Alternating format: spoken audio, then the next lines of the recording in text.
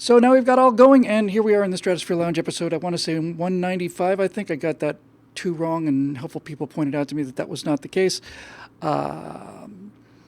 So anyway, it's good to be here, and I hope everybody out there is doing well. The yours truly is working on a firewall. Needless to say, over the weekend I just crushed with all kinds of, we have real serious website problems that I have to try and deal with. But tomorrow morning I'm going to record this firewall called First Flag. I'm sure all of you have heard about this controversy. Yeah, I know it's a hot mic. Hot Mike couldn't make it today. Hot Mike couldn't be here. He, well, let's just say it was a pretty serious mani-pedi accident, and they're expected to be able to save the fingernails. They're probably going to have to amputate the feet somewhere just below the knee. This is what you get. You know, I tried to tell him, this is not the kind of thing you want to save money on, you know. But he's found some. Who was he talking about with that? Somebody from, I think it was somebody from either Micronesia or Uzbekistan. It was one of those two places, and you know, I don't know what the hell happened. In any event, he's expected to be back by tomorrow. So anyway, yeah, about the first, I'm going to call it First Flag. For those of you who haven't heard, I didn't know this movie was in production until just a short time ago.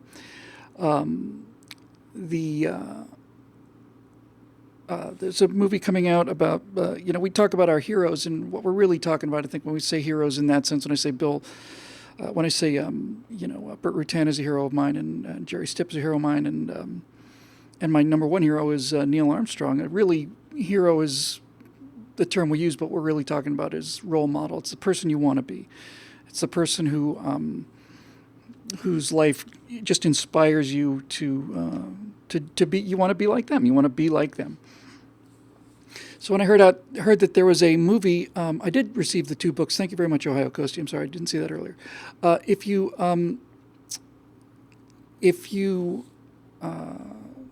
didn't hear about this, they've made a movie about Neil Armstrong's life called First Man, based on a book, and First Man, obviously First Man on the Moon, but he was, to me anyway,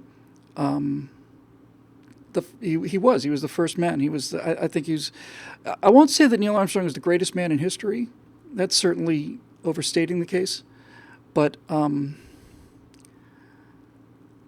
he's the greatest man in my history. And everything that he did, I don't know if there's anybody ever more perfectly suited to their job than Neil Armstrong was suited to his job. First of all, and I'll get to the flag in a minute. First of all,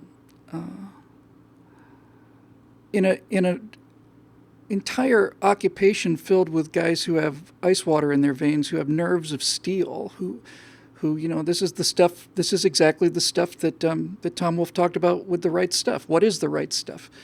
The right stuff is the ability to stay cool under an enormous life-threatening pressure, put away the panic, work the procedures, improvise, but don't do anything stupid. Don't improvise yourself into worse trouble, all of that stuff. So of all of the astronauts of any of the classes, including the first Mercury 7 astronauts and so on, I think most people who know anything about these guys, study the guys, because I couldn't be an astronaut, so I majored in astronaut studies.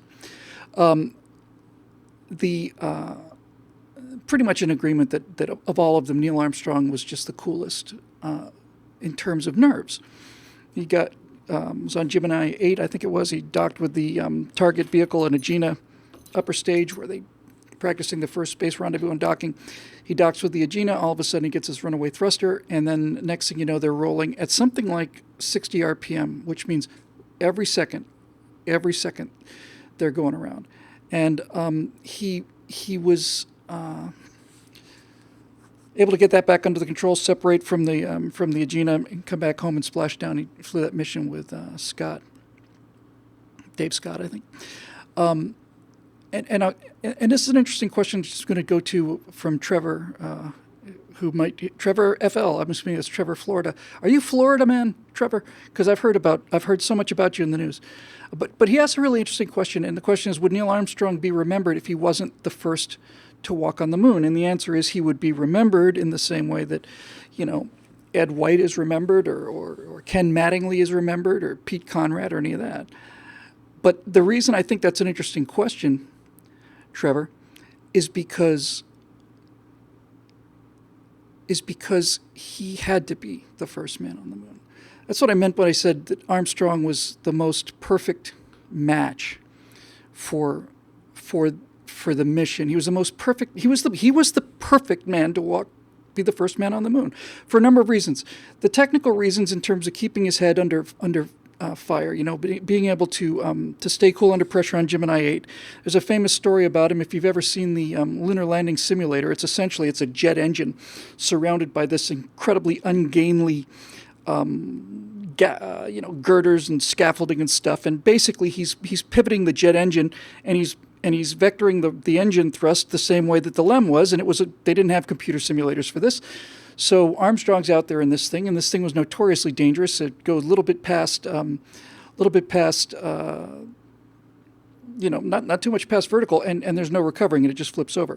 But it's got a vertical jet engine, has the reaction control thrusters, and Neil was in this thing and started to get into some kind of a oscillation, and it got worse and worse and worse. And at the last second, he hits the eject button.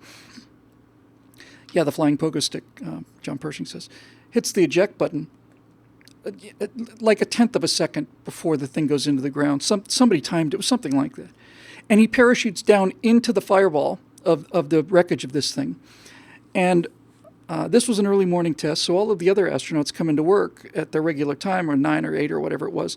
And this is the story I heard. And they're all being told, yeah, there was an accident, and Neil had to bail out of this vehicle. And they go, oh, man, we got to go over to the hospital to say hi.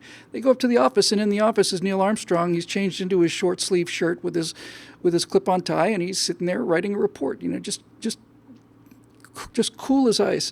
So he had the chops. A lot of people said he was the best pilot they ever saw. That he was just a great guy in terms of the flying skill. So there's that. So he was obviously qualified as a pilot. But when I say he's the only guy who could have been the first guy on the moon, there are two other things that need to be measured here. The first one sounds a little silly, but it's not. There's three other things. First of all, he was a civilian. And this is why this whole first flag thing pisses me off as much as it does. Neil Armstrong was a civilian. And this horrible, racist, homophobic, Nazi country of ours had for some reason determined that it would be an important thing that the first person to walk on the moon would be a civilian. And that says a lot about this country, and I'm going to get into some more of that in a minute. So he was a civilian. That was necessary. He'd been in the Naval Reserve, but in any event, the fact that he was a civilian mattered. It was important. It wasn't Colonel Armstrong. It wasn't Commander Armstrong. It was Neil Armstrong, American citizen. The second of the three things, which is the one that sounds very trivial, is also, I think, not so trivial. And that's just the name. I mean, you almost think that you have to invent that name. But I mean, just think about it. And this is why I like talking about these things, because so many of us process this stuff and we have a reaction to it, but we're not conscious of what the reaction is. So Neil Armstrong, first of all, Armstrong. I mean, what an incredible name to have for the first guy on the moon. Armstrong, the guy with the strong arm, is a strong arm. It's a strong arm of America. It's a strong arm of humanity. Neil Armstrong is a great name. And then plus you have the Neil, which I know is not spelled the same way, but when you put them together, Neil Armstrong, it's basically saying be humble, Hercules, be humble, strong. Neil Armstrong, and you can't invent a name like that, and he happened to have it. But of all the things that Neil Armstrong had that made him the only guy who I think was really ever the perfect guy to be on the first guy on the moon, was his personality. And I was talking to my beautiful wife Natasha about this. Hey, honey, I'll be home soon. And I said, in my opinion, there were only two people.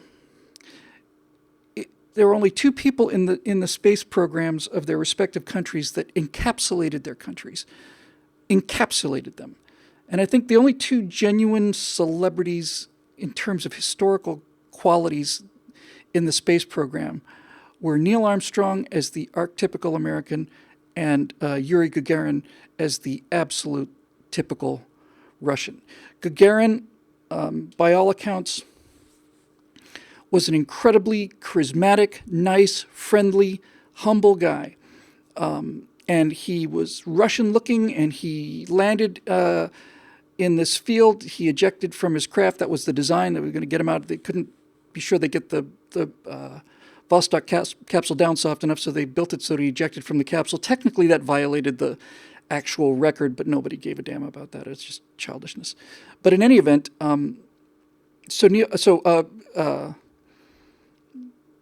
Gagarin ejects from Vostok 1 at low altitude, parachutes down to the ground. He, in the middle of this field out in the steppe someplace, this Russian babushka comes up to him, and she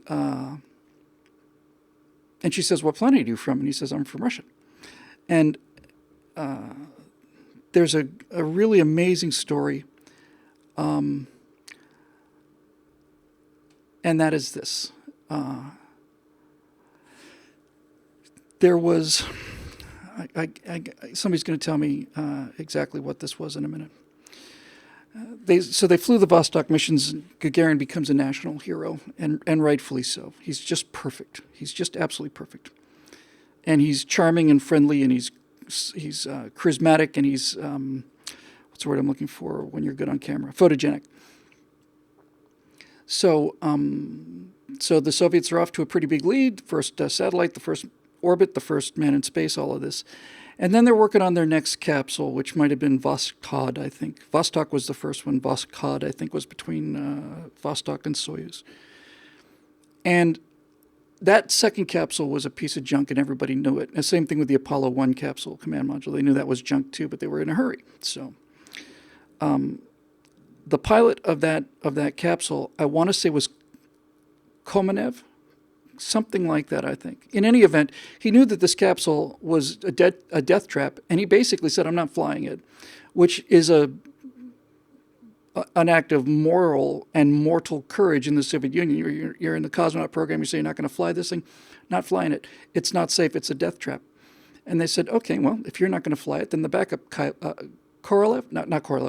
Kamenev, I think. So if you're not going to fly it, that's fine. We'll give it to the backup pilot." And the backup pilot for that mission is Yuri Gagarin. And this guy was Gagarin's best friend. And he knew how important Gagarin was to the Russian people. And he knew how irreplaceable Gagarin was. And he was sure that if he'd flown that mission, he was going to die in that capsule. And if he refused, then Gagarin would die in the capsule. So he decided he was going to fly the mission. So he did. And he kept Gagarin on the ground.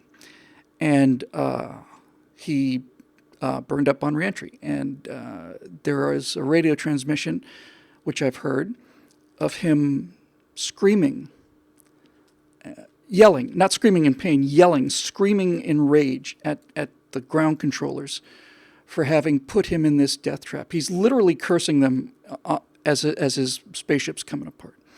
And there's a pretty awful picture. I'm not recommending anybody looks for it or anything, but there's a picture of what remains of him, and it's the whole body is this big probably, and it's like in a plexiglass case, and there are these other Russian officers looking at this piece of thing that was him and would have been Gagarin. But Gagarin to me represented Russia at its absolute best. He was like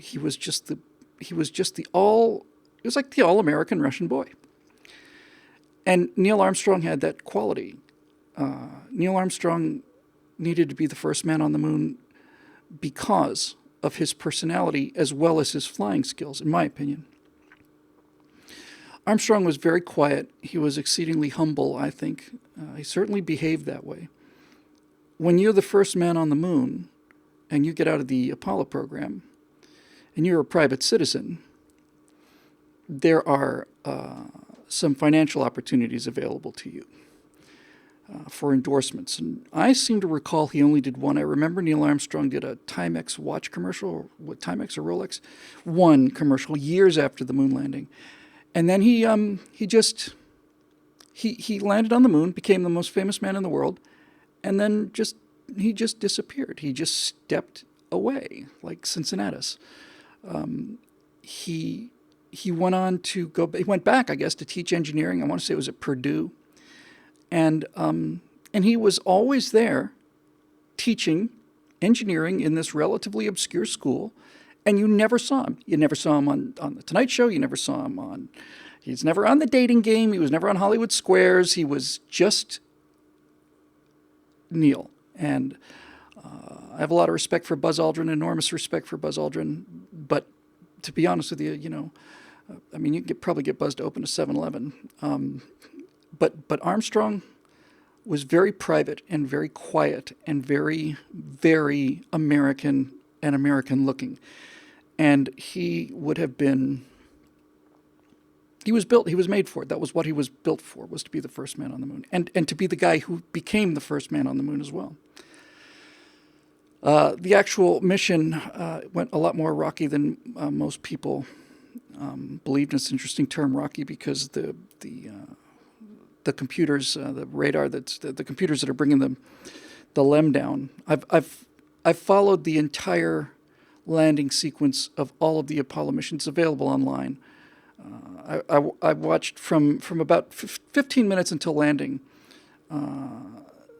I've watched them all in real time. I watched Apollo 11, 12, 14, 15, 16, and 17.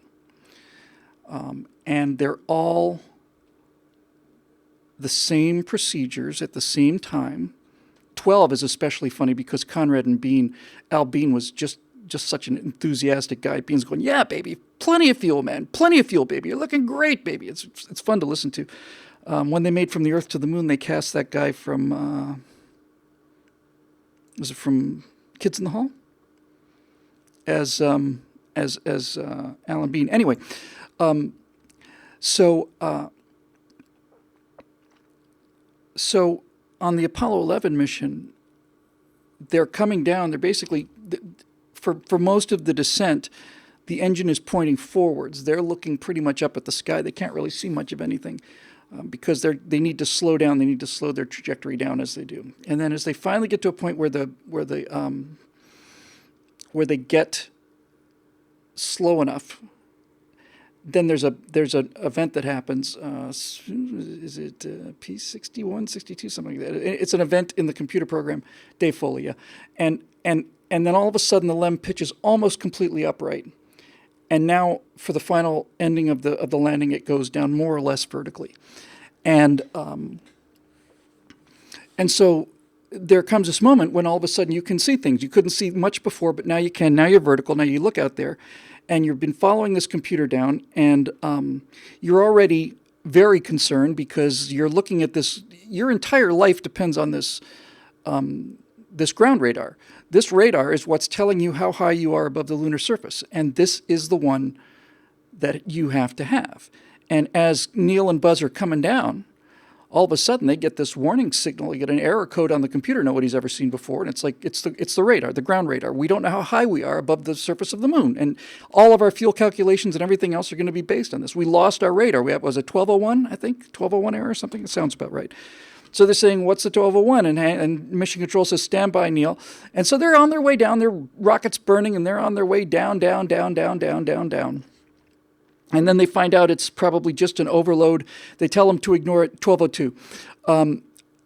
Thanks, Martin. And so they're on their way down, and they're looking at their instrumentation, and they're trying to land this thing. And again, 1202.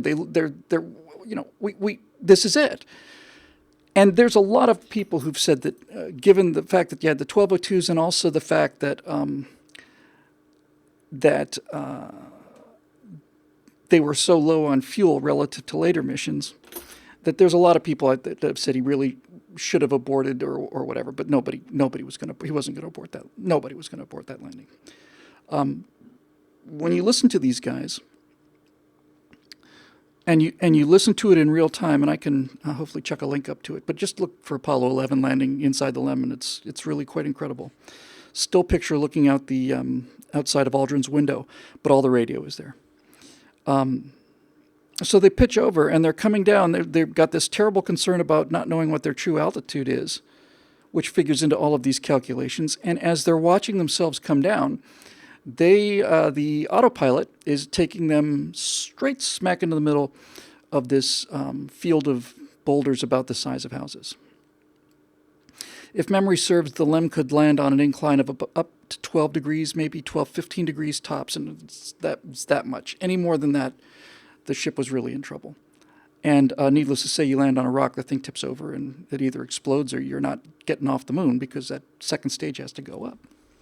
I was right, 1201, 1202. Anyway, it doesn't matter. So they're on their way down, and Neil sees that, okay, here we are. We've come all this way. We've waited all this time, flown all these missions. We flew Apollo 7. We tested the command module in orbit. Then we flew Apollo 8. We tested the command service module around the moon and back. Then we flew Apollo 9, which we tested the lunar module in Earth orbit. Then we flew Apollo 10, which was a dress rehearsal. The LEM goes down. I forget how low they got, but I don't know. It must have been heartbreaking for, was it Young, I guess, on Apollo 10? Or Cernan, one of those two. Anyway, we're going to leave. We go down, but we're not going to land, and we go back up again. So they did all of this stuff to get there. And finally, he's about to land this thing, and the autopilot's going to take him right into this boulder field. So Neil Armstrong just says, okay, I got it, my airplane, basically. And he decides that he's going to increase the throttle, which means that we're going to, if we're on a trajectory that's going to land us, like this, by increasing the throttle, he's basically making himself go further downrange. He's going to overfly the boulder field, and then he's going to land. But there was not a lot of reserve fuel to begin with. This is the first time they'd ever done it. They hadn't learned anything from the landings because they hadn't done any landings before. So he's going to land long, and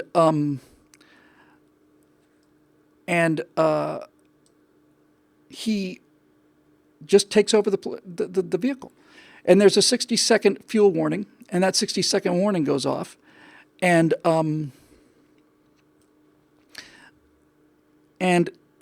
then he just takes it down and lands it. And Buzz is calling off the forward motion and stuff. And I don't remember if it was 11 or 12. Maybe it wasn't 11. Somebody kept saying, bring her down, bring her down. It was one of those missions. So they land, and I don't know what they had fuel left. I want to say it was 15, 20 seconds of fuel, something like that. And somebody here is going to know the answer to this. The first word from the moon is, I think the first word from the moon, people say it's Houston. That's the first word broadcast from the moon. The first word spoken from the surface of the moon on the radio is Houston. Houston... Tranquility Base here. The Eagle has landed. But the first words actually said, I think, was master. It's like master switch off. Contact light probably happened just before they were on the moon. They had the long probes coming out of the bottom of the LEM, and the second that one of these probes, they're pretty decent size, 5-6 feet long. The second one of these probes touch the lunar surface, they get a contact light, and then they simply turn off the engines. And one of the missions, 12, I think it was, 12 or 14. They cut the engine and the thing just goes karump. It really it drops. So, contact light, and they're down. And then the first word, I think, spoken on the surface of the moon is master. It says master switch off or something like that. Or is it okay, engine stop? It's basically a series of 5 or 6 things on the checklist. So basically, he's making the vehicle safe. We're on the moon, yes, okay. Master switch off, engine safety on. There's a couple of these other things, and then they're there. Then they make the transmission rather. Apparently, Neil and Buzz, when they were on the moon, when they made it, before they gave the Tranquility Base call, they just looked at each other for a second or two, just looked at each other and smiled. These are not emotional people. They're not. They're not dynamic people in conversations. They're not very talkative. Master control arm off. Thank you, Dave Big Booty. The first word from the spoken on the moon was master. Master control arm off. That's right. So they're making the engine safe. So then he makes the transmission. Now, all of this is happening in real time, and we don't know the outcome of what's going to happen, as we do now, talking about it in retrospect. Who was it who pointed it out earlier? Was it Vresic? Yeah.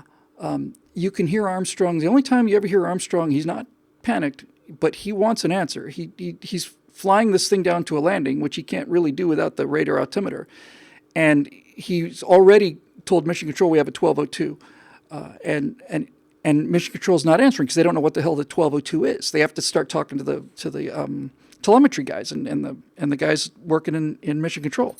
And Armstrong, meanwhile, while this is going on, a second delay away, by the way, Armstrong's about to land this thing in the middle of the frickin' moon, and he doesn't know what this error is. So Armstrong, Vresic got it exactly. You can hear it's a little note of urgency. It's like it's a 1202. What is that? Give us a reading on the 1202 program alarm. In other words, what the hell is going on? Is this something that we can survive or not? And they basically said, yeah, it's an instrumentation issue. Reset it and ignore it, and you're still go. Anyway, that's the story of the landing of Apollo 11. Let me tell you why this thing with the flag thing pisses me off so very much. So they land on the moon. There was talk about them having get a sleep before that happened, but nobody thought that was good. I mean, there was a sleep period built in there, but there's no way they were going to go to sleep, and they knew it. Everybody knew it. So they go out on the moon. And Neil comes down and he says that, by the way, this is important. He lands on the moon, and Neil Armstrong says, that's one small step for a man, one giant leap for mankind. Everybody printed it as one small step for man, one giant leap for mankind. That doesn't make any sense. People thought that Neil botched it, that he somehow botched the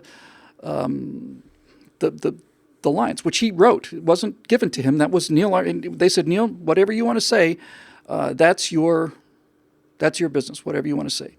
And so Neil Armstrong chose to say, that's one small step for a man, one giant leap for mankind, which was repeatedly printed as one small step for man, one giant leap for mankind, and that doesn't make any sense. One small step for man, one giant leap for mankind. Man and mankind are the same things. One small step for a man, me. One giant leap for mankind, all of us. And they know that he actually said amen because they recently took a look at the radio transmissions and they were able to figure out there was a radio anodyne going on there. Something was happening where the radio was two people were trying to speak at the same time or something like that. But he does say a man, but you have to listen to it because if you just hear it, it sounds like one small step for man. Anyway, what did he say? What did he say when he stood on the moon? Did he recite the Pledge of Allegiance? And then after that, Buzz comes down, and I don't think any of us can forget the moment when Neil and Buzz on the surface of the moon plant the giant foam finger that says USA on one side and we're number one on the other. And then they basically started leaning into the camera saying, USA, USA, USA, we're number one, we're number one. That's what they did when they landed on the moon. The entire reason that this flag thing pisses me off so much is because of the graciousness that the Americans used when we went to the moon. The graciousness of it. The lack of this jingoistic, kind of thing that they're accusing us of. They think, patriots. Patriots are those people who live in trailer parks who wear red, white, and blue, top hats and go to Tea Party rallies. That's what patriots are. That's what Hollywood thinks. But we had a chance to say whatever the hell we wanted to when we first landed on the moon. And we said, the first thing we say on the moon is it's one small step for man, one giant leap for mankind. And we put a plaque there too, by the way. There's a plaque on the base of the lunar module for Apollo 11. It's still there. It'll be there forever. And I don't need to look it up. I don't need to remember it. I know exactly what was written on it. It was a plaque that said, "Here men from planet Earth first set foot upon the moon. July 20th, 1969, we came in peace for all mankind." So when they say that we're not going to show the flag planting, it's because they're ashamed of it. And they don't show the planting because it's embarrassing to them. It's embarrassing to the director. It's embarrassing to the producers. This whole patriot thing is very embarrassing to them. And while the while taking the actual planting of the flag out of the movie pissed me off, the thing that pissed me off more than this, and that's quite a good bit, was when the director got on, I think it was on Hannity, and basically said, well, you know, I mean, Ryan Gosling, of course, broke the ice on this, and when they got a 3-minute ovation in Venice, I guess it was. But Ryan Gosling said, yeah, we chose to look at this as more of a collective achievement of humanity. Well, it wasn't a collective achievement of humanity. So in return for America being as gracious as it was, here, men from planet Earth first set foot upon the moon, July 20th, 1969. We came in peace for all mankind. America's not mentioned in there. United States isn't mentioned in there. Nothing's mentioned in there. His first words from the moon have nothing to do with America. Nothing. The whole thing was treated, by the way, if you look at the mission patches for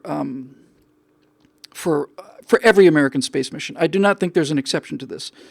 They have the name of the mission. They often have some kind of representation of some kind of cool image, and they have the names of the people on the crew. You know, Apollo 8, there's like a figure 8, and it's Borman, Lovell, and Anders. And you know, Apollo 17 is Cernan, Schmidt, and I've forgotten who.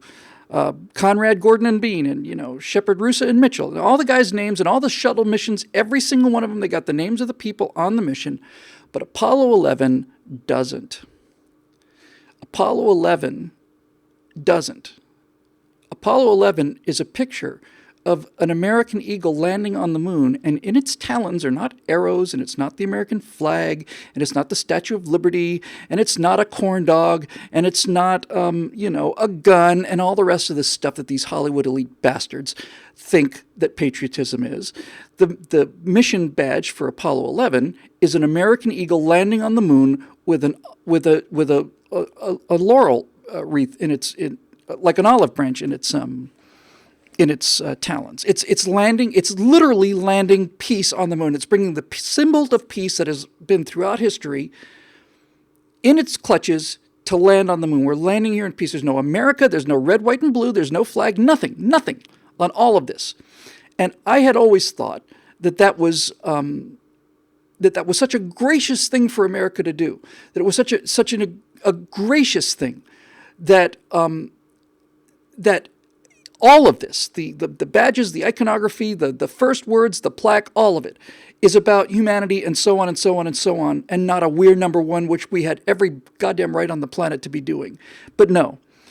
So now we can't show the planting of the flag, and the reason we're told that they can't show the flag planting, which apparently was shot but cut out of the movie, the reason we're told is because it'll anger the Chinese. Oh, is that the reason? First of all, I don't believe that's the reason, but let's just assume that it is the reason that they say it is. We don't want to show them planting the American flag because it'll anger the Chinese. There's a lot to be said about this. First of all, not showing the planting of the flag on the moon. Showing the planting of the flag on the moon is going to anger the Chinese, but not showing it's going to anger the Americans, but they don't care about that. So why would they care about what America thinks when there's always Chinese to worry about? And if that announcement is in fact true, then basically what they're saying is the only thing that we care about in the world is box office. And that's not a big surprise to me or anything, but nevertheless, they're saying, so if we end up pissing off all of America and insulting the entire American people, we'll do that because the Chinese market is bigger. Is that it? That's number one. Number two, while we were landing on the moon and talking about coming in peace for all mankind and all the rest of it, the People's Republic of China was continuing their process of exterminating their own people. The Communist Party that was in power during the moon landing is the Communist Party that's in power today when these Hollywood bastards want to send a movie to China and have great box office. The Chinese are still run by the Communist Party, and that party killed 50 million people right around the time that Neil was training for this mission, while America was training for this mission, and while we were ready to go to the moon and come in peace for all mankind, the Chinese communists were killing millions, tens of millions of their own people for this murderous ideology, which is still the ideology that is running China. And these assholes in Hollywood have decided that they would rather make those people happy than the people that actually went to the moon and came in peace for all mankind. That's where their priorities are. That's where their priorities are. And when you get right down to it, you will find that it is not, I don't believe that's the reason. They're embarrassed. They're embarrassed of it. The director of this movie is a Canadian. Okay, that's fine, you know. By the way, in this firewall, I'm going to go a little bit further. I'm going to point out a couple things. I can show it here, but it won't show up on YouTube. I'll just save it for tomorrow for the firewall. Here's another Canadian who hates America, hates capitalism, hates America with a burning passion, and that's James. Oh, for God's sake, Cameron, who directed Aliens. And my favorite movie, by the way. And also directed Avatar. And in Avatar, you get a chance to see what James Cameron thinks of America. Giovanni Ribisi is the businessman who says, kill all those blue skin monkeys. I don't care. You know, we've come 6 trillion miles, or whatever it is, 36 trillion miles, or whatever, I've forgotten the number, I used to know it, from Earth to come here. But there's this unobtainium underneath this big tree, and in the movie they say, and the next closest one is 100 clicks away. In other words, we've come hundreds of trillions of kilometers to get here, but we're not ready to go another 60 kilometers in order to get the stuff that doesn't involve killing the blue-skinned tiger monkey people. That's Cameron's opinion of American business. Cameron's opinion of American military is the kind of guy who sits there sipping coffee, watching the natives burn, and thinks it's just fantastic. That's what James Cameron thinks about America. That's what he thinks about American business, what he thinks about American military. That's why he put him in the movie. And if you look at the briefing room, I will show you this picture. You know what? I'm going to show it to you now. It's not going to show up on YouTube. I don't care. I don't care. And it's going to take a few seconds. I don't care about that either. Give me 1 minute here. Because you guys in the Stratosphere Lounge deserve sneak peeks of these things. And I don't know how many of you know about this, but you're all going to know about it tomorrow.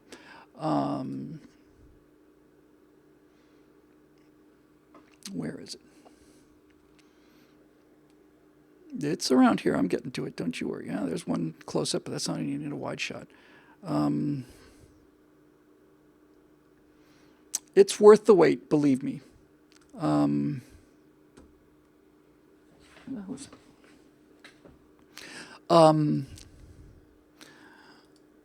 It's the kind of thing that is not accidental. It can't be accidental. I know how movies are made, and this is not only is this not an accident, this is a very carefully manufactured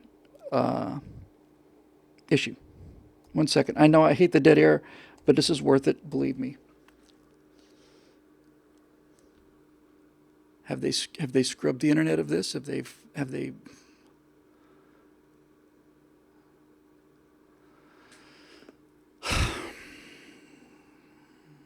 Hang in there, folks. I just hate the dead air too, but let me see if there's anything like this.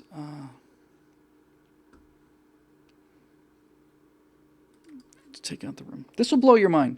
It's one of these things where once you see it, it cannot be unseen. And I can't find any images of it. Oh, here we go. Perfect. Good. Now give me a second while I drop this into this device, and I'll see if I can cut this into YouTube. Thanks for sticking with me. Hang on a second here. Give me 1 second. I promise you this will be worth the wait. So now I'm going to make a new scene here. If I disappear, hang on. Okay. Hopefully you can still hear me. It looks like I'm sending out signals. Let's add a picture. Media source.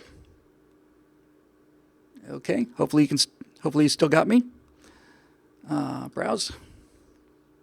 Desktop. Hang on. Where the hell is it? Don't go away. Please just stay right there. Why is this not coming up?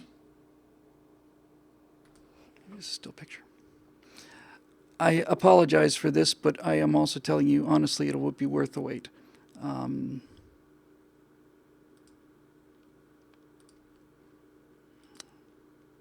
on, Bill.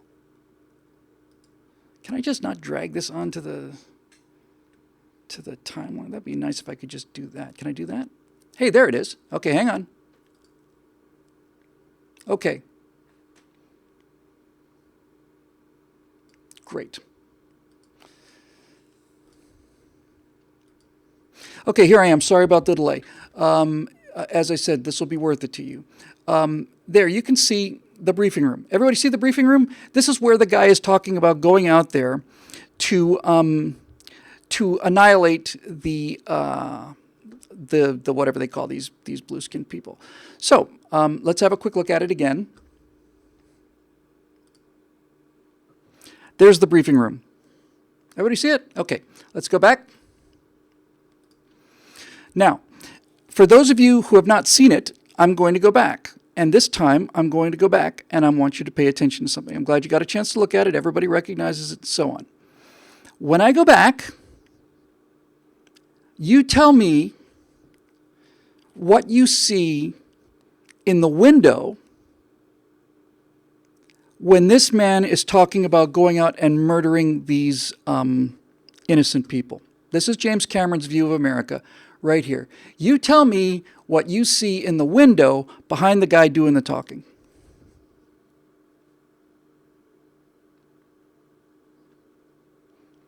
Because I see an American flag, and so does everybody else. And so did you. You didn't know it, but you saw it. You didn't know that you saw it, but you saw it. And it went in there with the rest of this stuff into your head. It's not an accident. That wasn't put together by accident. It wasn't a question of framing. It was very, very, very delicate created. They had to get the props, they had to get the louvers, they had to get the air conditioning unit, they had to get everything they wanted to have this murdering bastard standing in front of an American flag when he's out there getting ready to kill people, because that's what famed Canadian director James Cameron thinks about America. That's what he thinks about America, right there.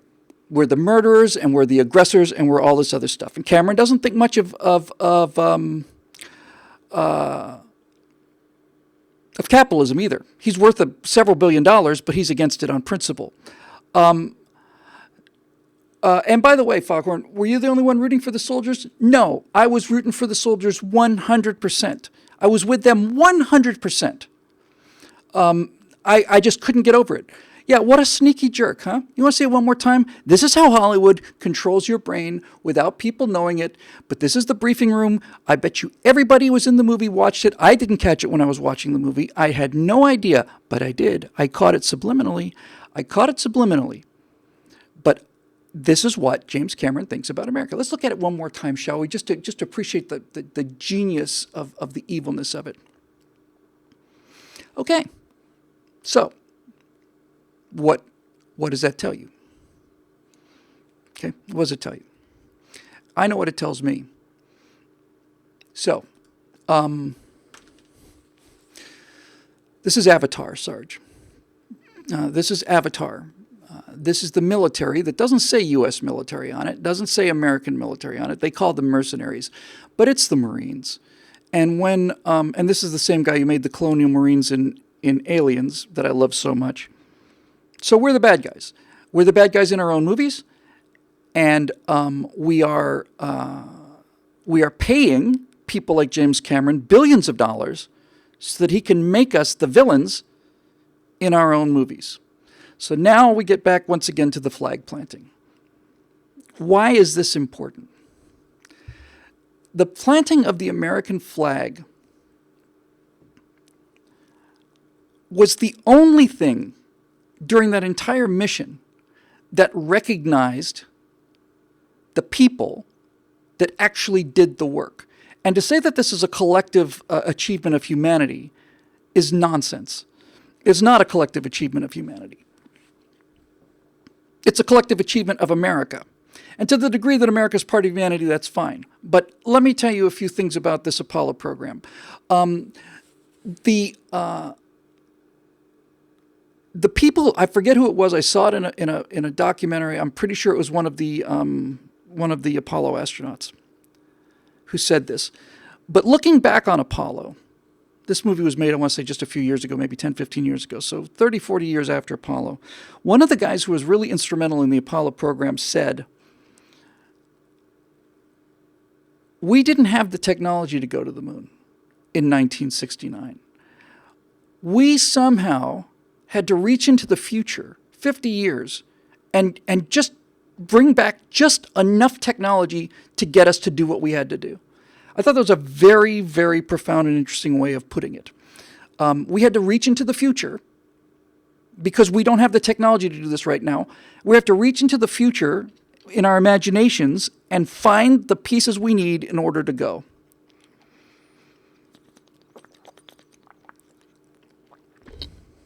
And we did. Now, we were racing the Russians, or the Soviets, I should say, and the Soviets. Here's the thing about the Soviets, and this is the difference between our two cultures. Every single was it CERN? Every single thing that America did in our space program, we did in front of the world. In other words, here goes Alan Shepard in Freedom 7. It's a suborbital flight on board a Mercury Redstone rocket. And if the thing blows up and blows Alan Shepard all over the southern Florida beaches, then everybody's going to see that too. The Soviets flew their missions in utter secrecy, and after they had succeeded, they released the footage. But when they didn't succeed, they withheld the footage. And the N-1 rocket that was the Soviet equivalent of the Saturn V had 2 launches, both of them catastrophic. The first one was horrific, it just killed 150 people on the ground. And they weren't going to take a chance with doing it wrong. We did all of this in front of everybody. We did all of this in front of the whole world, and if Neil Armstrong and Buzz Aldrin had crashed that thing live, then they would have crashed it live. And to say that we would have had egg on our faces is something that's just beyond stupid. There's no... you don't make a comment that trivial about something that gigantic. But this is the thing that drives me absolutely insane about the whole thing, was how unbelievably gracious we were as a people during the moon landing. And now, these America-hating Hollywood bastards and some Canadian director decide they're going to cut it out because they don't want to anger the Chinese who were murdering tens of millions of their own people while we were getting ready to go to the moon. I find this so morally reprehensible that I just don't know what to do about it. I just don't know what to do about it.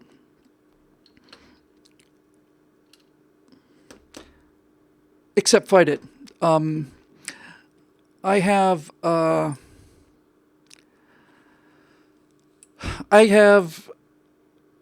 when I heard this news, I got a hold of my friend Bert Rutan, and I know that Bert carries a lot of weight in the aerospace community, and I told him I didn't want to stand for it. And I asked him if he had the connections to get me to the people I wanted to talk to. So, I don't know what percentage of moonwalkers. Somebody can tell me this easily. I don't know what it was. 12 people walked on the moon. I don't know what percentage of them is still alive. I don't know how many of them are still alive. I don't know how many Apollo program astronauts are still alive. That's a larger number. I think the Moonwalkers is probably the most exclusive club in the history of the world. 12 people, that's all, ever, period.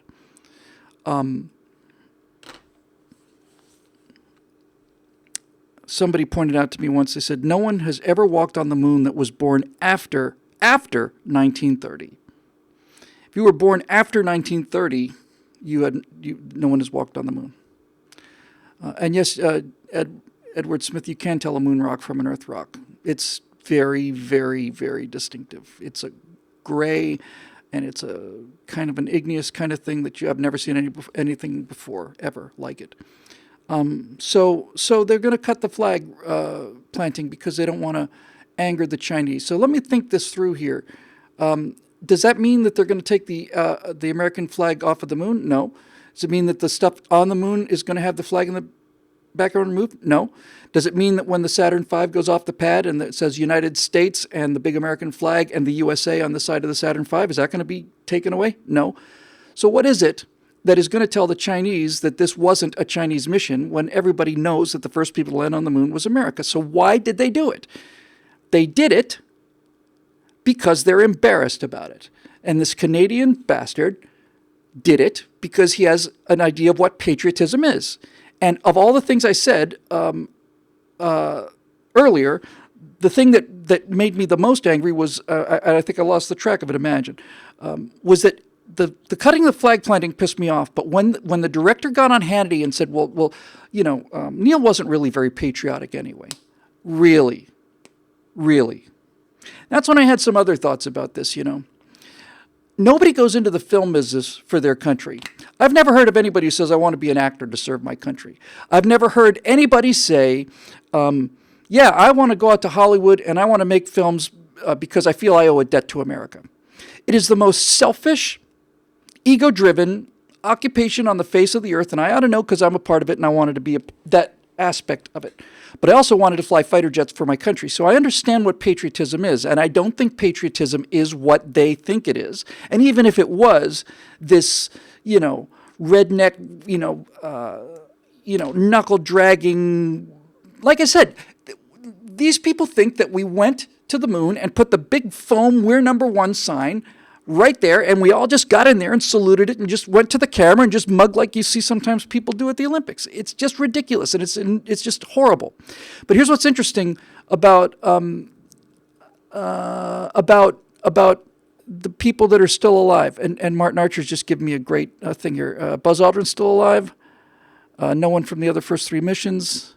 Moonwalkers remain are David Scott from Apollo 15, Charlie Duke from 16, and Harrison Schmitt from Apollo 17. I thought Schmitt had died. I know Cernan died not too long ago. All right, but here's what's interesting. As I record this, unless I'm mistaken, Neil Armstrong flew 2 missions. He flew Gemini 8 with Dave Scott, and he flew Apollo 11 with Michael Collins and Buzz Aldrin. And all 3 of those guys are alive. All 3 of them.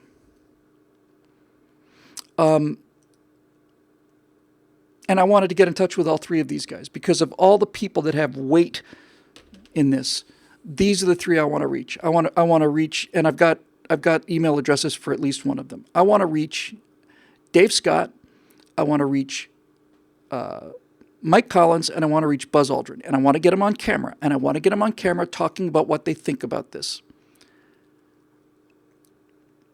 Because the reason these guys are so powerful is all of them are going to be in the movie prominently. There are going to be actors prominently playing Dave Scott, Mike Collins, and Buzz Aldrin. You can't tell the story of Neil Armstrong without those 3 other guys. So I want to talk to them. I want to get them on camera. I'm trying to pull this off. I was originally thinking I'd be able to go and film them. Maybe not. But in any event, I want to at least get them on Skype. I want to get what the people that flew with Neil Armstrong have to say about this. I want to hear what they have to say about this, taking the flag planting off. And I especially want to hear what they have to say about Neil Armstrong not being very patriotic. I want them to tell me what they think about that. And then I want to take this movie with me not in it, just with the astronauts, and then I want to go and I want to get on Hannity. I want to get everywhere, and I want to tell the entire country, all of you people who want to see this story, he's my hero. Neil Armstrong is the idol of my lifetime, and I was looking forward to this movie more than anything in the world, and I'm not going. And I cannot give anybody who cares about this mission and who cares about this country and who cares about Neil Armstrong, I cannot let this go without without saying these people that made this decision for their own personal petty political biases need to pay the price for this decision. They need to pay for it. If they're going to tell the American people, well, we don't care about making you guys angry, but we care an awful lot about making the Chinese people angry, that's a financial consideration that is designed to bring them more revenues. And I think we ought to say, okay, well, my job now, as Bill Whittle, my job is to make sure that the additional Chinese revenues that you got from this decision are offset by the loss of American revenues that you're going to receive from a boycott of this movie. That's my job. My job is to make sure that you don't get away with it scot-free. My job is to make sure that Hollywood pays a price for having made this decision. You want more box office from China? Fantastic. I hope it costs you all of the American box office. I'm going to make it a patriotic issue. I'm going to say it's not just a question of Neil Armstrong. It's not a question of the movie business, not a question of anything. It's about this rewriting of history that everybody has to do, and I'm bloody sick of it, and I've had enough of it. We don't deserve it. We deserve much better, and I've had enough of it.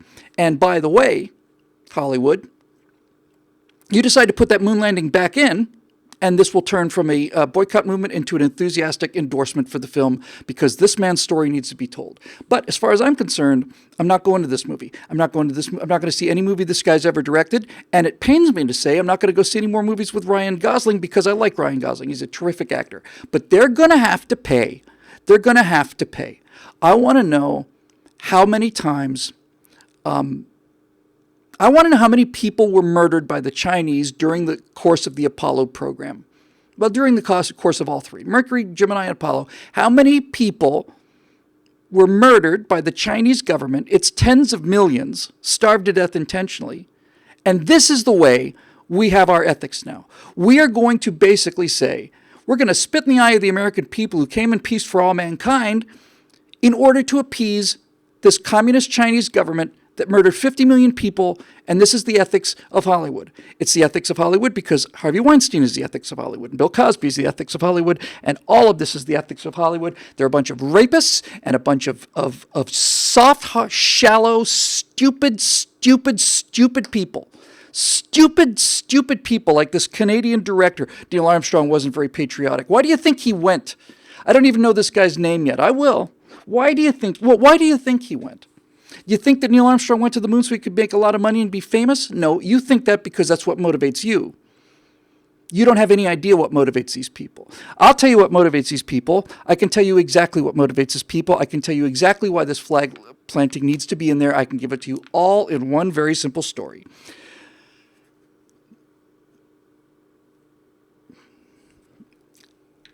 I got a chance to talk to Burt Rutan and be friends with him, and I also got a chance to talk to Dick Rutan.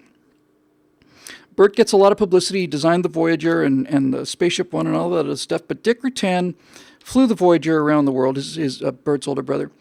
And Dick Rutan was a combat pilot flying F-100s in Vietnam.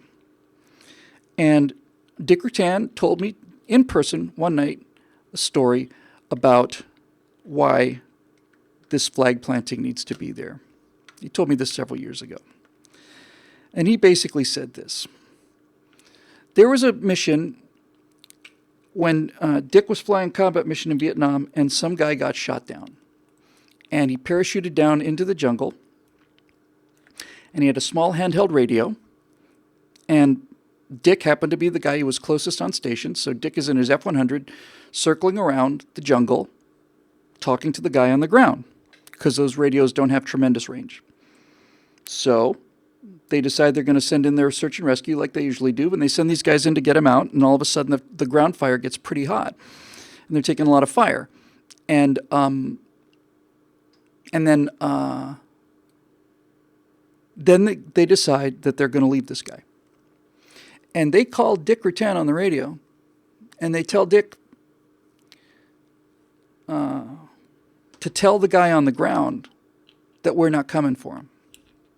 No, the Smoking Thunderhawk was the F-4, Dave Big Booty. The lead sled was the F-105. The F-100 was the Hun. So, Dick Rutan now is in the jungle, flying over enemy territory. He's got a fellow pilot on the ground in the jungle there, and it's his job to tell him that the rescue mission is not going to happen. And Dick Rutan said, no, I'm not going to tell him that. Who made this decision? It was made at the top level by a general. Get him on the radio. What? Say again? Get the general on the radio. I want the general who made this decision to tell me what to say to this guy. And here's the point. Dick said to me in person to my face, he said, look, Bill, we have a deal. And Foghorn will probably back this up too. We have a deal. It's an unspoken deal, but it's a deal. And here's how the deal works. I agree to risk my life for my country, and I agree to be willing to, and in many cases, give my life for my country. And in exchange for that, my country promises to come after me when I get in trouble. This is why the Benghazi thing made me so absolutely furious. He said, I go into combat for my country because I know that if I get in trouble, my country is going to come after me, and that's the deal. And that's why I'm not going to tell this guy we're not coming after him, because I'm not going to be the guy who tells him that the deal is off. I want some general to tell me how I tell this guy that the deal is off. The F-86 was the Sabre. The F-100 was the Super Sabre. There's a lot of discussion about it. Was named the Hun by the pilots. Most of the airplanes in Air Force aviation get nicknames. The F-105 was called the Lead Sled, or the Thud. The F-4 was called the Smoking Thunderhawk. The F-16 technically is the Falcon. The pilots call it the Viper, and so on and so on and so on. The A-10 is the Lightning II. Sorry, Thunderbolt II, and it's called the Warthog. So they're nicknames for these things. That's basically what they use for them. Yeah, so that's it. So it's a violation of the deal. And so when this Chinese idiot says that Neil Armstrong's not patriotic, what he means is Neil Armstrong didn't walk around wearing an Uncle Sam red, white, and blue felt top hat, and we didn't plant the foam rubber finger on the moon. But Neil Armstrong went to the moon because of his country, because you don't risk your life for this. You don't risk your life for a movie. If this guy who directed this movie had been told, we're going to let you direct the movie, but there's probably a 30% chance that you won't make it. In other words, we're going to roll a dice, and you're going to roll a 100, 2d20 or whatever. We're going to come up with a number between 1 and 100. And if this random number comes up 1 to 35, let's say, then unfortunately you don't get to finish the movie. And I hate to be the person to tell you this, but we're going to have to shoot you in the head immediately. If you'd asked this guy, go ahead, make the movie now. I just wanted you to know that there's a 30% or a 50% chance that a number is going to come up, and that means that we're just going to have to shoot you in the head. Go ahead. I get the feeling that this director would not take those odds. I get the feeling none of these people in Hollywood would take these odds. I don't think there's an actor alive that would take these odds, and none of them would take the odds because making a movie is not worth that chance of dying. But going to the moon is. And these guys were well aware of what they were facing. Most of these guys, like Armstrong, were coming through the test pilot phase in the 60s, where, if I remember correctly from The Right Stuff, every time you went and flew a mission as a test pilot in one of these new airplanes, you had a 25% chance of not coming back alive. You just think about the numbers there. 25% chance of not coming back alive. You fly 5 missions, what does that look like? For a while there, the number of test pilots that were getting killed out at Edwards Air Force Base, and Neil Armstrong was in that class, was horrific. The amount of casualties that we took in bombing missions over Germany, on a single raid, we might lose 15-20% of the fleet. We shoot down 100 bombers, that's 1,000 men. Why do you think those guys went? Do you think they went because it made them famous? Do you think they went because it made them rich? No, they went because it was for their country. They did it for their country. Just because they're not walking around with a Tea Party flag and a Gadsden flag, and they're not trailing red, white, and blue streamers from behind their car, doesn't mean they're not patriotic. It means they're doing it for something bigger than they are, and that's why they went. And that's why they took those odds. That's why I would take those odds. That's why anybody who is willing to sign on the dotted line takes those odds. because they understand that there's something bigger than that. And what's bigger than that is this country and the idea that decent human beings can live in peace and freedom and go to the moon and say that we came in peace for all mankind. That's why they go. That's the patriotism that makes them go. And that's the deal that they have with the government and the country. So, my God, man. Is it Ionoius? My aircraft were Skyhawk, Phantom, Crusader, Corsair 2, Intruder, Tomcat, and Orion B and C. Did you fly all of those? That's awfully impressive. Naval aviation there. Wow. Especially the Skyhawk. It's a cool little airplane.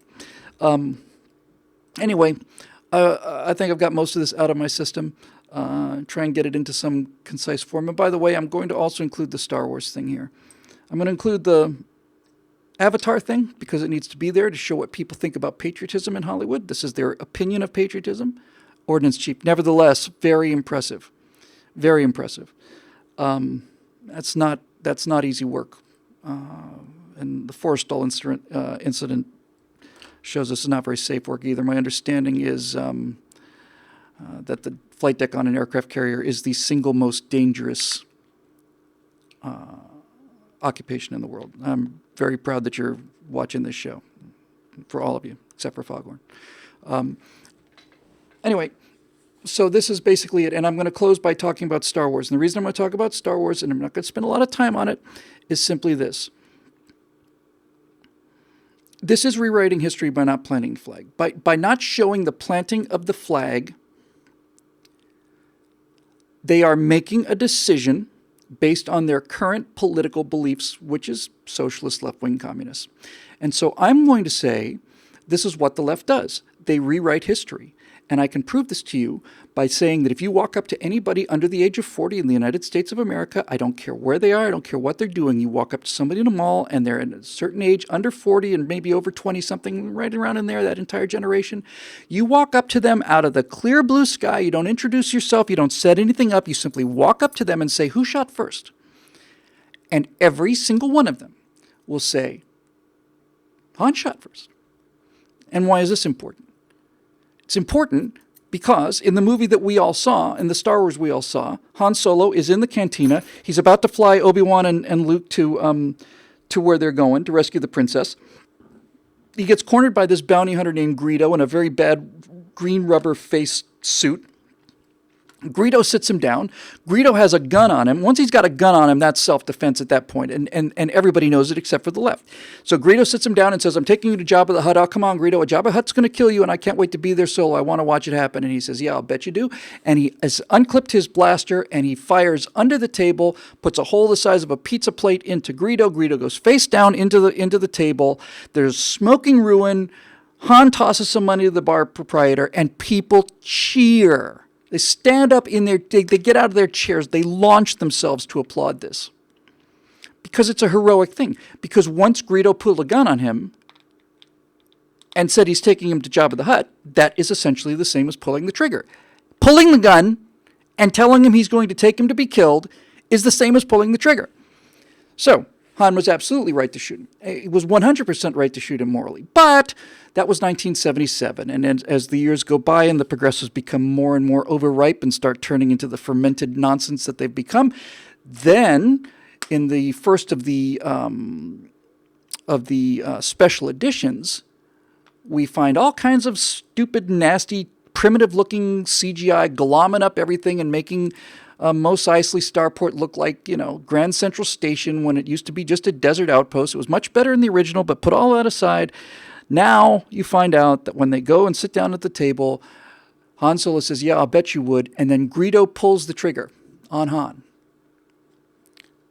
Greedo shoots first. And they did that digitally. They re-edited it, and they digitally added 20 or 10 years after the fact, Greedo shooting first. Which not only isn't true, but doesn't make a lot of sense, right? He's about to take this guy at gunpoint to Jabba the Hutt. He's told him he's going to take him to Jabba Hutt, and now he's just going to blow him away? What's the point in that? Why not just blow him away right away? Now you have to carry him over there, what's left of him. Don't be ridiculous.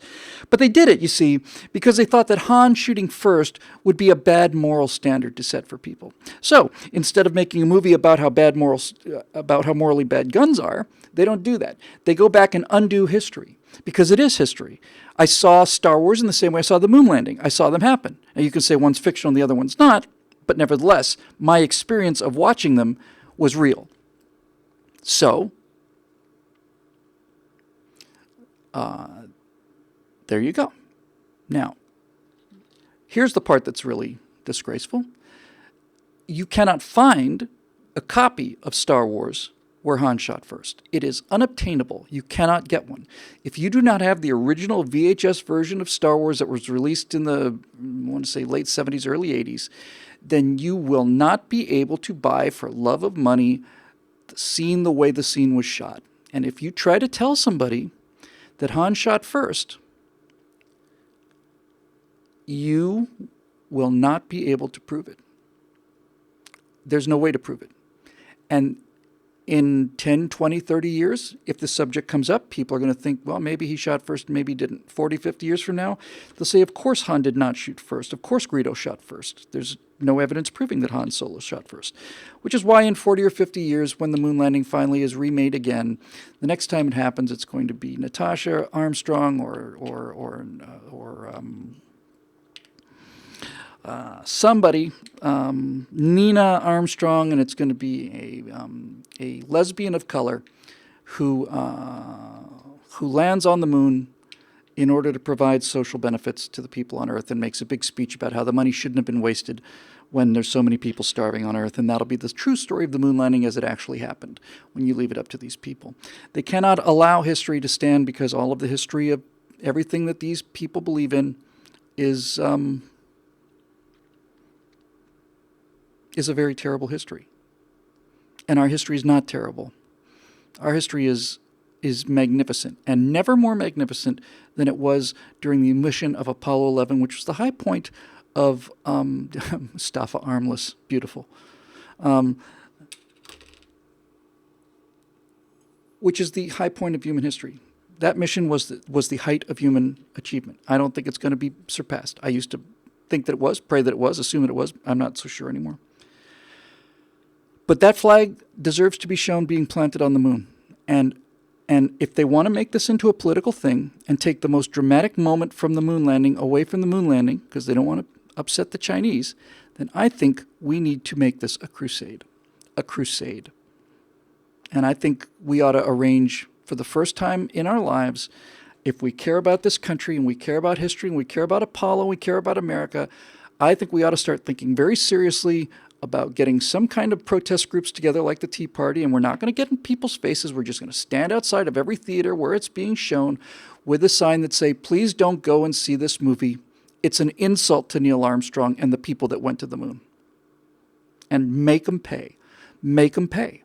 I want to make them pay. They never pay, and I want to make them pay. Miserable low-life swine. It was good for an hour and 15 minutes of blood pressure of 210 over 180, something like that. All right, we've got about a month to pull this off. A little more than. October 11th is when it opens. And I think that the way we need to do this is to make it crystal clear. We are not going to be insulted like this in order so that you don't insult mass murderers in China. Now, if you want to be reasonable, put the flag planting back into the movie. Not only will we call off the boycott, we will make it an enthusiastic endorsement, and the people that we've sent out there to make sure nobody goes to the movies, we'll try and get as many as we can to go and see the movies. But you're going to have to put the moon landing back in, the flag planting back in for that to happen, because it deserves to be there. It deserves to be there. It was not a common thing. By the way, Ben Shapiro got this exactly right. Exactly right. He said, so let me make sure I get this straight. Racism, uniquely American. Slavery, uniquely American. Misogyny, uniquely American. Homophobia, uniquely American. Landing on the moon, a collective achievement of mankind. Everybody says I should wear my Finders Keeper shirt for the firewall. I'm wondering if that would not hurt it more than help it. I gave it serious thought. I'll think it over. Anyway, yeah, I'm going to close by saying this is what they do. This is what they do. They rewrite history. That's how they rewrite history. They made Greedo shoot first, and the reason they made Greedo shoot first is because that way people can think that it was the Democrats that freed the slaves, and that it was the Republicans that was in the Ku Klux Klan. It was the Republicans who had the Jim Crow laws. It was the Republicans who turned those fire hoses on those black students going to school in Mississippi in the 60s. Only it wasn't. It was Democrats. And that's why you have to have the ability to rewrite history. That's why George Orwell, who understood totalitarianism better than anybody, understood. I'm trying to get this quote exactly right. I should have it memorized. He says,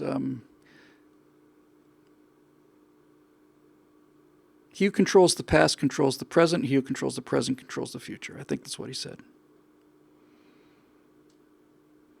Yeah, that's a good point too there, Vresic. A human achievement. Oh, so does that mean Americans get credit for building the Great Wall as well? Yeah, that's actually a pretty good point. That's a really good point. Let's look for that in the future. Make sure that we don't have anything, we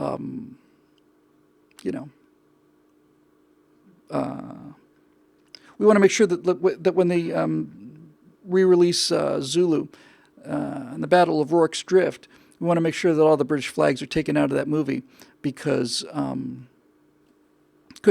was a common achievement of humanity. Those who control the present control the past. Sorry, that makes more sense.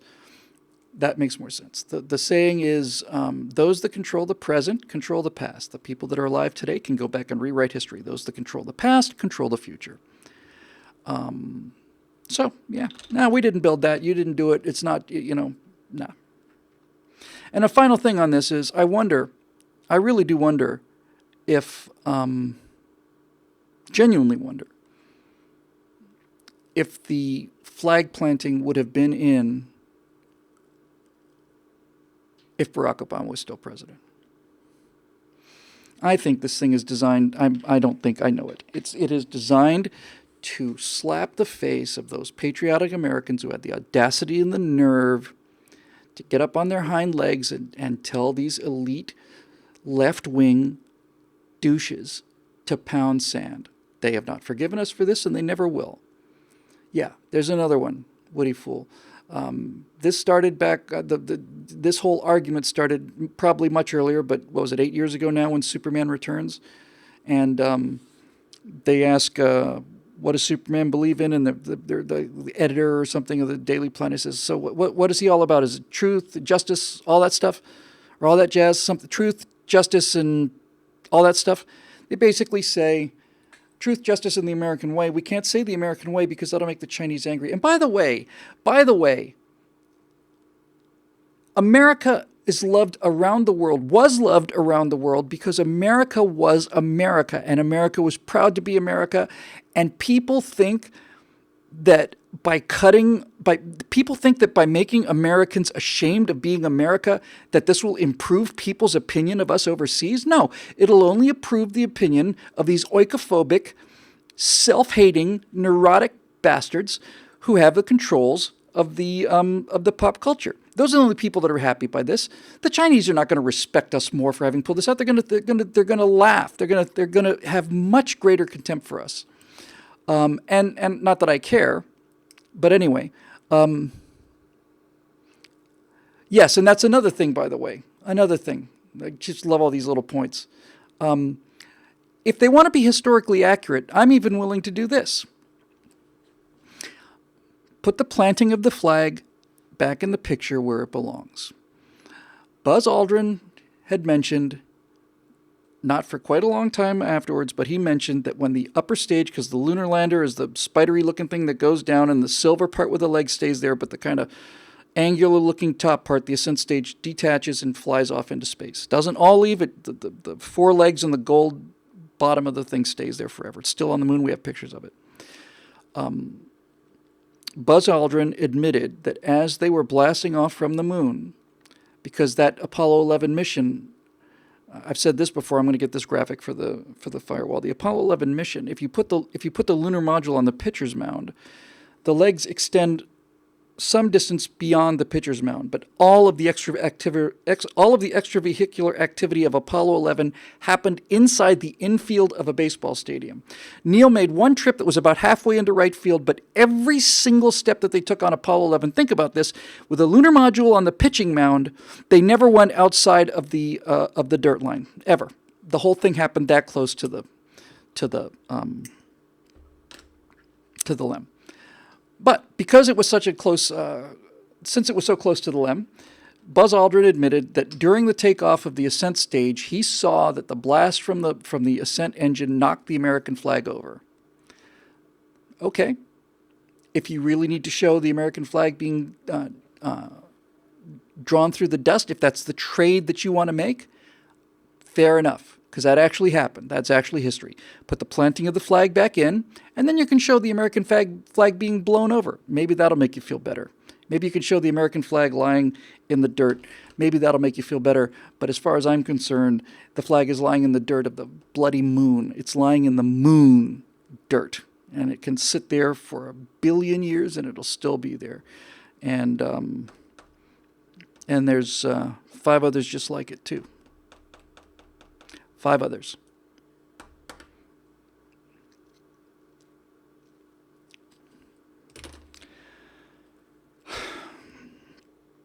You know, the thing that is the most depressing and also the most hopeful is that all of the problems that we face are self-inflicted. All of them. That's kind of reassuring, and at the same time it's also terrifying.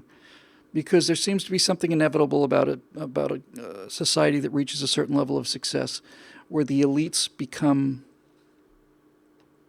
so bored and so embarrassed and ashamed of themselves that they convince the rest of us, try to convince the rest of us that it's not worth it, and it's true.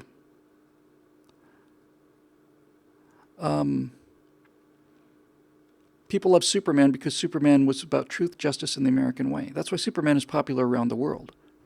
And when people say that it's about truth, justice, and all that stuff, that doesn't make people go, oh, we love America even more. That makes them think, what happened to the people that used to be the light of the world and who believed in themselves? What happened to them?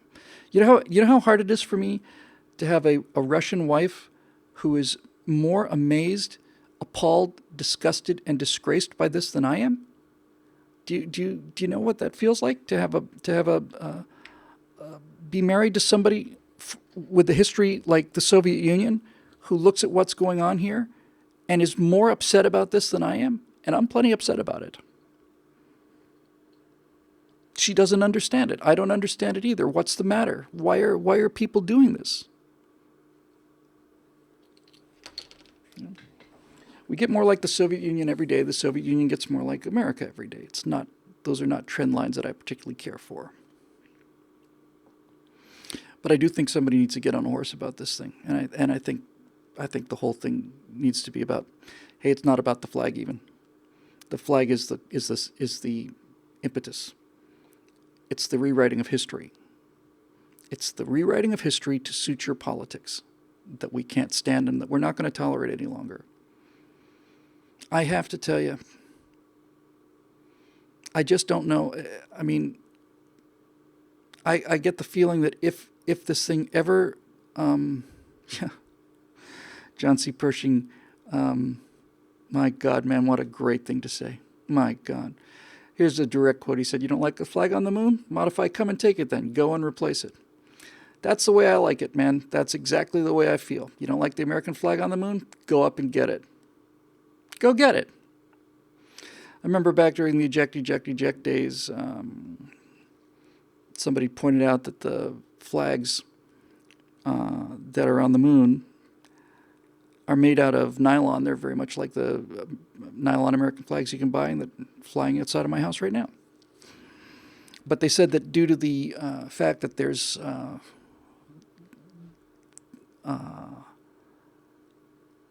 what am I trying to say? Due to the fact that there's no ultraviolet protection on the moon, due to the fact there's no ozone, no atmosphere, So ultraviolet radiation, along with everything else, comes directly down to the surface of the moon, and they said that the ultraviolet rays destroy the pigments in the nylon, and that within a few years, 10 years after having been placed on the moon, 20 certainly, all of the American flags up there have been bleached completely white, and some wag pointed out that he said, well, that means future historians are going to think that the French landed on the moon. Yeah, trying to destroy Confederate monuments, exactly. Change history, change history, change history. Yeah, but the flags are bleached white, and that the red, white, and blue is gone, and that's okay with me. That's fine with me. You can still see the stitching, and you can still see the stars, and you can still see the stripes, and the flag on the base of the lunar module is still there, and I don't even care about that. The footprints are there. The footprints will be there for billions of years, long after we're gone, after the whole idea of humanity is gone, unless we have the future I thought we were going to get. Long after it's gone, those flags and footprints will still be there in pretty much the same condition that they were when I saw them be placed there myself. And by the way, for all of you moon landing denying idiots, not you, I mean the ones that are out there, talk about it being, on the soundstage and stuff. Honestly, have you not seen the footage from like Apollo 15, 16, and 17? How on earth do you get by the rover? I mean, these guys went miles and miles in this thing. How did they pull that off? I mean, the rover's part of the moon landing, right? I mean, I only learned this just a couple days ago. There were a number of series of different missions. Want to say? Yeah, I think I got this right. Apollo 11 was a G mission, was just a landing. Let me work it backwards. There was no I. So the J missions were originally supposed to be Apollo 20, 19, 18, 17, and 16. 15, 14, 13, and 12 were supposed to be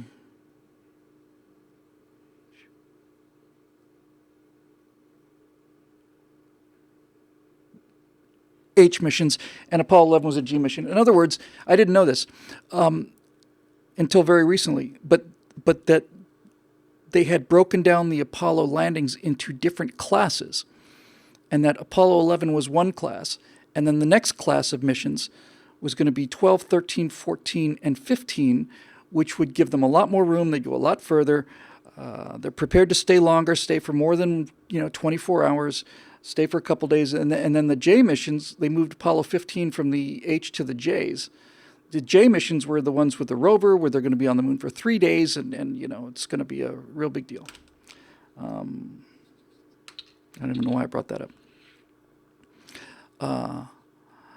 There is it's a question of Woody Fool here. Canon has a camera with a digital zoom so strong it can show you the rings of Saturn. It won't be long. We'll be able to photograph the Tranquility Base. We were able to photograph Tranquility Base 4 or 5 years ago or longer, a.k.a. Woody Fool.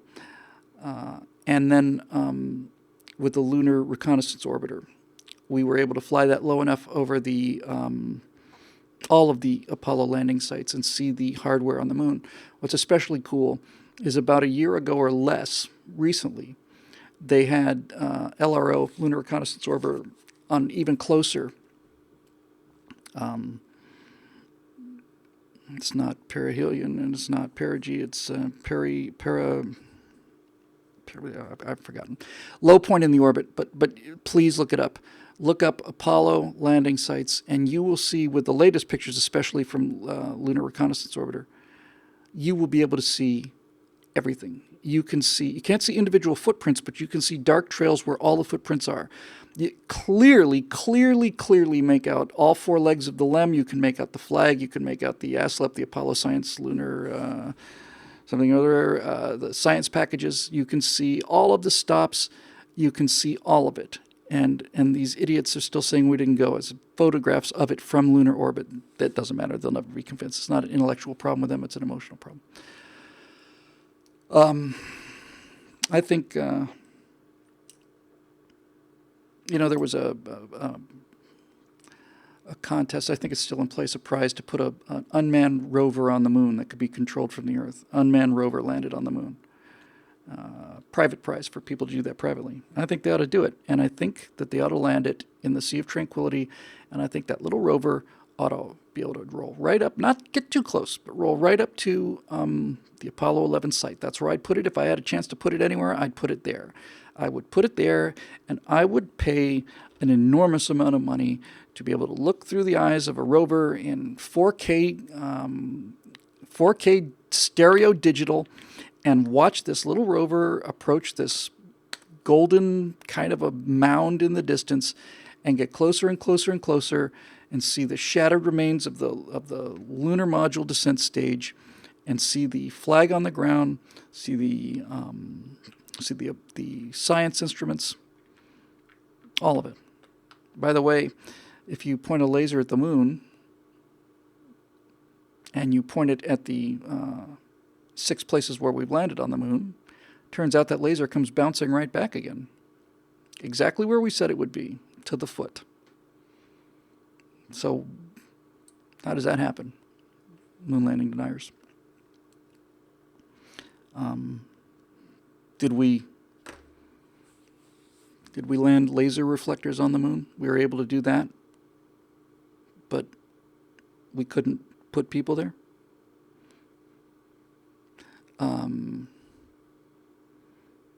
I've said this 100 times before. It needs to be said again. Next time you run into a denier about the moon landing, simply point to them. You can see this on any mission. You can see it on Apollo 11, but it's especially prominent in 15, 16, and 17. Just simply point out to them what's happening to the dust. If you watch the astronauts move on the moon, you will see that the lunar soil, which is very fine-grained, gets kicked up and flies through the air like a spray of water. It looks exactly like a water skier making a cut turn where that spray of water comes flying out like that. There's not a cloud of dust, not a particle of dust rises, not a particle rises into a cloud because there's no atmosphere. But you watch the dust, and the dust will move in 1/6 gravity exactly like water because there's no atmosphere to make that dust do what dust does here on the Earth.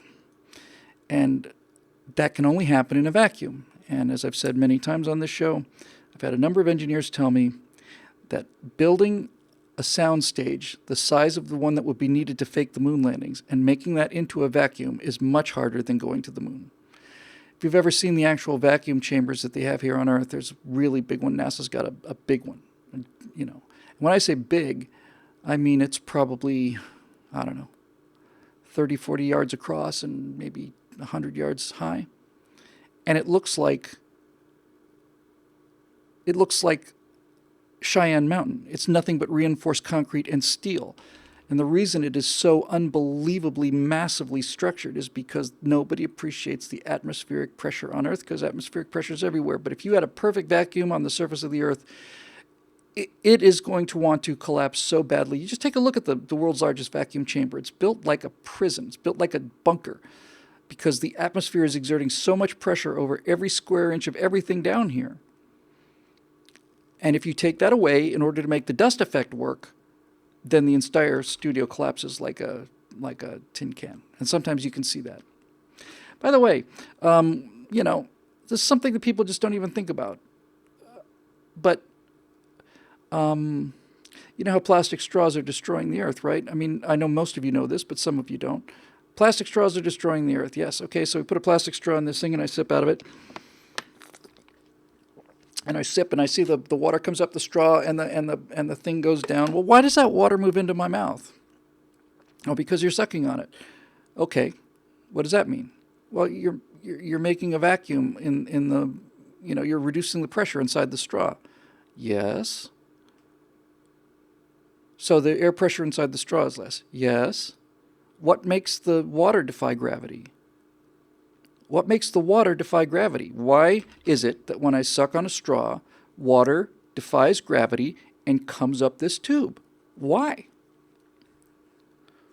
Well, it's because I make an extremely small pressure differential inside that tube by sucking on it, and the weight of the atmosphere, which is pushing down on the Coca-Cola the whole time,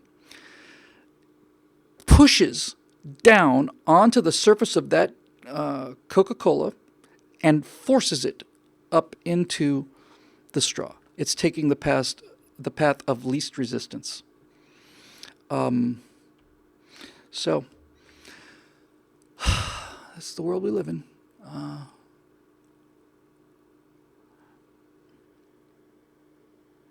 There's grim satisfaction in knowing that no matter what these bastards do or say down here, and no matter how much history they rewrite, and I don't think they've even started yet, there is a grim satisfaction in knowing that even if they are completely able to erase this and make it entirely what they want to, as a big, Barack Obama landed on the moon. That'll be the story, for sure.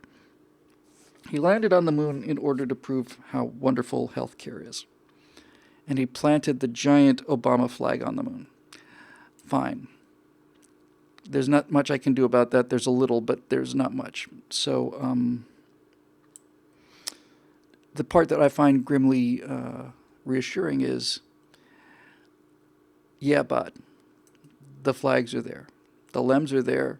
The footprints are there. The rovers are there. They're there. They'll be there long after we're gone. And if that's not true, if we outlast the moon landing, it's only because we did get into space. And if that's the case, I don't mean to keep coming back to this every episode, but the flag thing pissed me off so much that I thought, well, what can I do about this right now? Aside from attacking them, what can I do about it in terms of story? And I realized, well, I'm gearing up to tell this story with these computer-generated characters that take place in the future 1,000 years from now, but it is a spacefaring future in this Star Citizen game world. And I can write any damn thing I want to. You see, this is the thing I can do with this that I can't do without this. So I can have our hero decide to visit Tranquility Base 1,000 years from now. Easy. I can have him stand there in a skin-tight pressure suit. Everything that takes place in this game takes place essentially in the vacuum. So he's wearing almost like his daily routine uniform, like his clothes. And I can have him standing on the moon, easy. And then I can pan around, and then I can get a lunar module 3D model, smash it up a little bit to get it what we think it was looking like, and then put a little dome over it or something like that. And have a little guardrail around the outside. And the best part of it is have maybe 2 or 3 people there. Not like there's a big, enormous line. It's not like the line to get up to the top of the Empire State Building. Just a few people. Like the kind of people, like about the same kind of crowd that you would see at the Four Corners, where those 4 states merge. And you can have, if you do the twister thing, you can have an arm and a leg in every one of 4 states, and just have it be out of the way. And there's like maybe a little visitor center, but there's a dome protecting it. You can't have people walk because I'm old enough so that I went to Stonehenge when I was a kid, when I was 16. And when I went to Stonehenge, you could walk right up to Stonehenge. But then people started carving their names on Stonehenge and spray painting Stonehenge, and that's what they did to the beautiful pictures that we had in the ambulatory of the Museum of Science. We had these incredible black light panoramas of astronomical things. They were there from the time the thing was built in 1966. And by the time I left there for college was 1979 or 80. They were there in immaculate condition, and then something happened. And then we would come back, and then you'd find that people had marked on them, written on them, carved their name on them. Then they'd written obscene things on them. Then they tried to put plastic over those, and then people scratched the plastic. And then they finally took them down, and I found them outside one day when I went to visit this place years after I'd worked there. I used to go back every now and then, and I went to the planetarium, and as I was finished going to say hi to people, I was walking back to my car last time I was there. On the side of the planetarium building, there was this stack of what looked like wooden flats, and I thought, what the hell is this? And I looked over, and it was these unbelievable series of 7-8 foot high, 4 or 5 foot wide black light paintings that were hand painted, showing Copernicus and Galileo with his telescope, the lunar module in orbit, and Arecibo radio dish, all of it. And they were stacked outside. And in Florida, it rains all the time, and it's sunny all the time. They've been out there for a year or two. And the wood that they were on was warped, and it was all chipped, and it was all stacked up, and it was just simply left there to rot.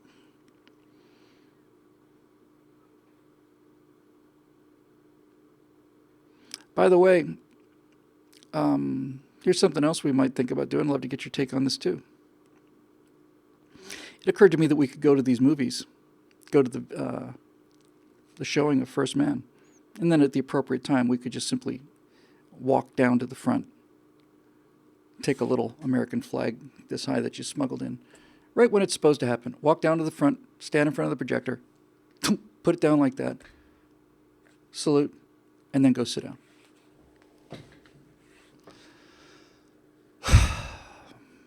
Yeah, liberals do ruin everything, Dave Booty. That's what they do. This is what happens when you believe that what you want to believe is more true than what actually happens. You have to ruin what actually happens. Otherwise, there's evidence that you're wrong. It's quarter till. I'm not going to do a lot of questions. I'm going to take a couple here. And I know Eric has been screaming about me having to take his questions, so I'm going to see if I can do that too. Let's have a look. And I'm not going to do many. I got to get going. Well, first let me search for Eric's question because I don't want him to have a heart palpitation or anything.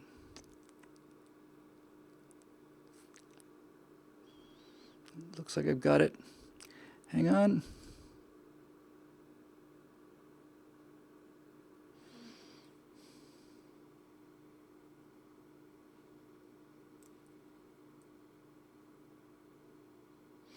So basically, Eric is saying, have we become so knee-jerk, the fact that it's on the moon, and we're not, it's not like they're not showing the flag. It's not like there's no flag on the moon. The flag will be on the moon. And Eric wants to know, should we be so hysterical about this because they're not showing the actual planting? Fair enough. It's a fair enough question. And here's my response to this, Eric. You didn't watch the moon landing live, but I did. And I know other people that did. And that was the emotional high point of the mission. For almost all of us, it was the emotional high point of the mission. We were all stunned when he stepped off the ladder. The video of him stepping off the ladder, by the way, is so poor. It's been, you can also see this again, they've done video enhancement of the video, which is great. But what I saw on TV, watching Walter Cronkite on the night of January 20th, 1969 in the Plaza Hotel in New York City with the big projection screens outside the window in South Central Park, that image was so blurry. It was just a white blur and a gray blur, and I had to have my dad walked up and pointed to me where the outline of the astronaut was, and then I could see it. But that was a landing, and that was the walk, the step on the moon. And that was so mind-blowing that nobody made a noise until it was over. And he stepped off the LEM. There were 100,000 people in the park outside. Absolute silent as I remember it. He made his transmission. That's one small step for a man, one giant leap for mankind. And there was a moment of disbelief. And then I heard outside from Central Park this roar. Just this roar come up. And it's the roar of free people that had done the most amazing thing in the history of the world and were damn proud of themselves for doing it too. And they weren't ashamed of it. They were as proud as they could be. And when and Mr. Suttle's got it right, it's not a matter of the flag, it's the reason that they're cutting it out. That's the thing. But it is the emotional point. It is the emotional high point of the mission. Once you could accept the fact that there were people walking on the moon, watching him put the flag up and salute the flag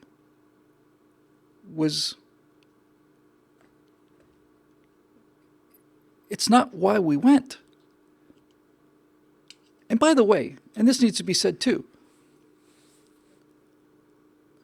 you know, a lot of people died for that flag. A lot of American astronauts died for that flag. Virtually all of the astronauts were military test pilots.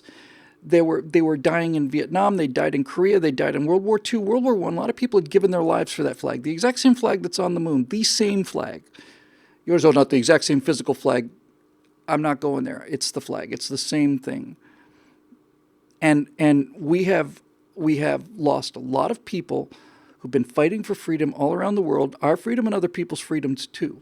And they died for that flag, for the same flag that's on the moon. They died for that. They gave their lives for that. That's why they did it.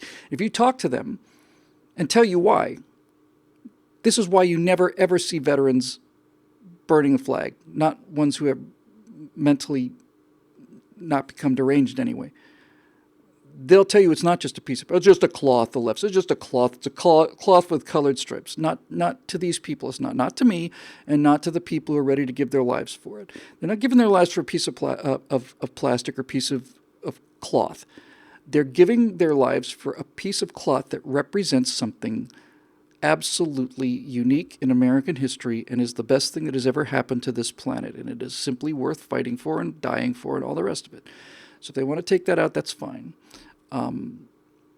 But I saw it. And when it happened, it sucked the air out of me. I was 10. My dad and other adults in the room had tears in their eyes. I think the whole country had tears in their eyes. I think the whole world had tears in their eyes.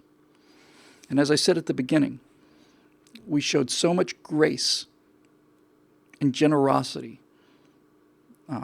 and genuine humility that it makes me absolutely insane that after all of that humility and generosity, we get stuck with this from some Canadian douche and a studio that doesn't want to piss off murdering communists in China. All right, let's do one or two more and we'll call it a night.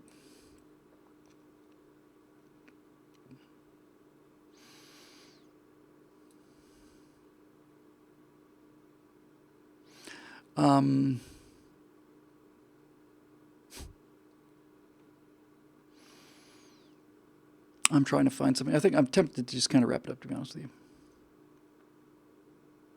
You know what? I think I will. I know it's not fair to you guys who asked all these questions, but I think I'm going to just wrap it up. Keep it about this because it's. I needed to get clarity on some of these issues and get them out and hear them. So I think I'm going to wrap this up. Honey, I'm going to be a few minutes. I have to make some thumbnails for the other right angles, but then I will be home directly. And I'll bring some chicken. Yeah, I think that'll probably do it for this one. So that's the Stratosphere Lounge, brought to you by the paying members of BillWhittle.com. And if you'd like to become a member, we certainly could use your help. I'd love to tell you that this shadow banning and stuff is something that we simply just laugh off, but it's killing us. It's really, really serious. And all of the demonetization and so on, all of it. And now I hear they're having hearings about it. They should have been having hearings about this 2 years ago. Because if the left gets the House of Representatives back in November, then they'll be able to just slowly choke us out of business. And when we're choked out of business, then who's going to tell you stories like the one we just heard tonight? Nobody. That's what they want. Cowards. All right, that'll do it for this edition of Los Stratosphere Lounge 195. I want to say thank you very much for sticking with me and all the dead air, and especially thanks to our members who keep us going on this. I'm going to shoot this thing tomorrow, John. I hope to have it to the members by tomorrow night and have it on the air by Friday. Okay. And thank you for your membership there, Lord and Furnace and all the rest of you. And I just can't tell you how much I appreciate it. All right, guys, that'll do it for tonight. Thanks again for joining us. We're now going to still have to stop the YouTube version and all the rest of it, which doesn't include picture, but that's okay. And good night, YouTube.